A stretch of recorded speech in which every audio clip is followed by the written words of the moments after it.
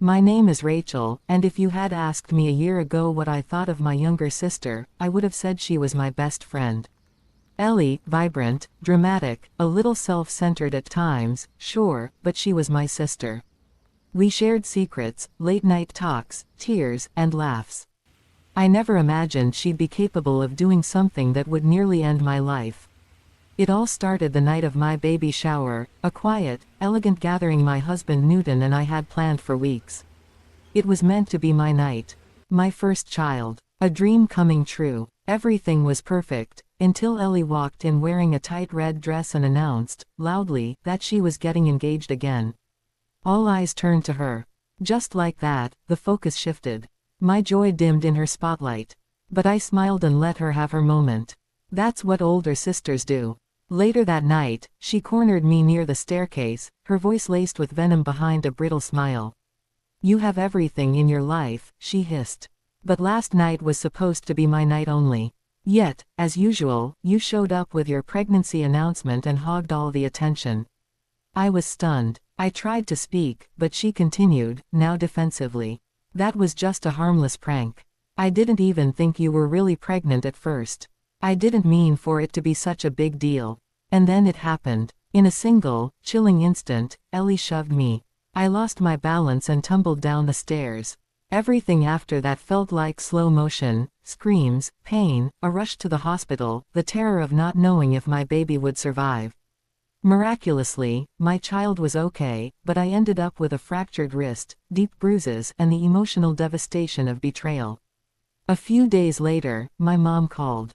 I hadn't realized she, my dad, and Ellie had stayed the night at Ellie's place after the party. I was confused. If they were so worried, why weren't they at the hospital? My mom told me Ellie hadn't been in her right state of mind. She pleaded with me not to report Ellie to the police, brushing it off as a stupid drunk mistake. I couldn't believe what I was hearing. "Why are you defending her when she hasn't even apologized?" I asked. "She's going through a lot," my mom replied. "She's been crying nonstop ever since you embarrassed her in front of everyone." I felt like I was being gaslit. I reminded her that Ellie pushed me down the stairs, that I could have lost my baby. My mother responded that family fights happen, and that Ellie had never done anything like this before. She begged me not to press charges, warning me that doing so could destroy Ellie's career. And then she crossed a line. "If you go through with this," she said coldly, "your father and I will disinherit you." That threat sealed my decision. I filed a police report.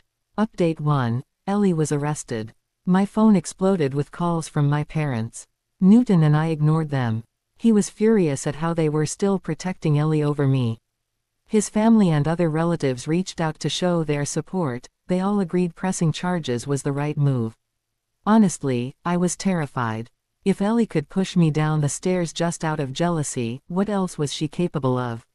I filed for a restraining order to keep her away from me and our unborn baby. Update 2. A month passed, and Ellie's sentencing was handed down. Since it was her first offense and she had an expensive lawyer paid for by my parents, of course she was placed on probation. The judge ordered her to pay my medical bills, attend 6 months of mandatory therapy, and report to a probation officer regularly. My parents, still livid. But the rest of the family wasn't having it. Many of our relatives told them off for trying to guilt me into silence.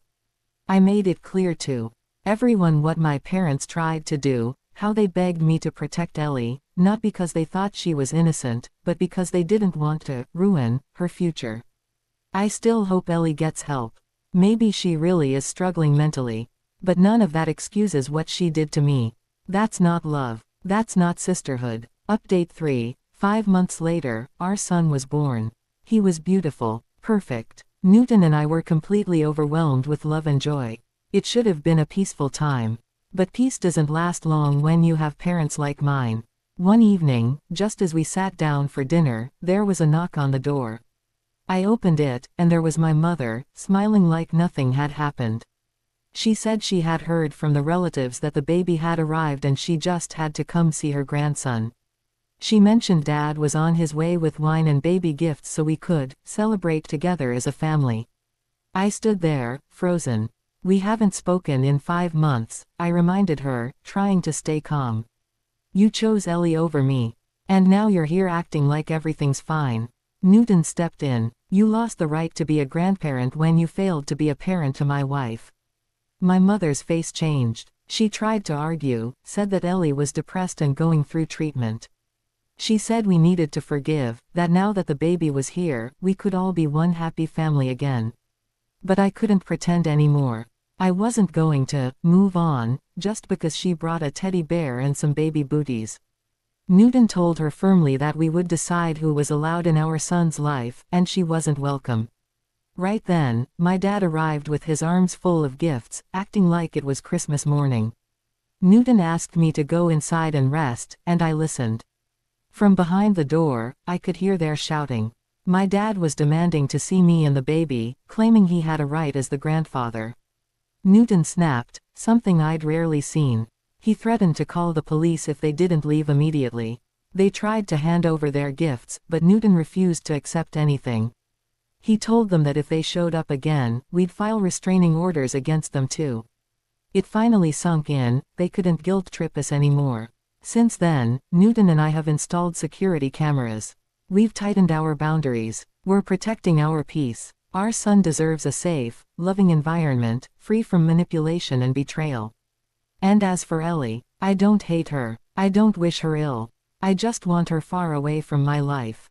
Because blood might be thick, but it should never make you bleed.